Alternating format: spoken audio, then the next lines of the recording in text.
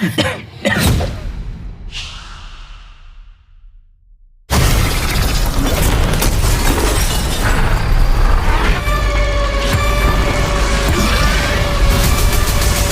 Hello guys, आज हम बात करने वाले हॉलीवुड की टॉप 10 बेस्ट सर्वाइवल मूवीज के बारे में, जिन मूवीज के अंदर आपको बहुत ही खतरनाक वाला सर्वाइवल और बहुत ही तगड़ा वाला थ्रिल एक्सपीरियंस करने को मिलेगा, जो कि आपको मूवी की स्टार्टिंग से लेके एंड तक पूरा बांध के रखेगा। और सबसे अच्छी बात, ये सारी ही movies high quality Hindi dubbing में अवेलेबल है और इनमें से कुछ मूवीज तो आपको यूट्यूब पे ही देखने को मिल जाएगी। लेकिन हमेशा की तरह मैं आप सभी लोगों को बता दूं कि अगर आपको भी मेरी तरह हॉलीवुड मूवीज देखना पसंद है तो मेक श्योर आप हमारी चैनल को सब्सक्राइब कर देना और पास में जो बेल आइकन है उसे भी ऑन करके ऑल पे सेट कर देना, ताकि हमारी हर नई वीडियो का नोटिफिकेशन आप सभी लोगों के पास सबसे पहले पहुंच सके। Oh God!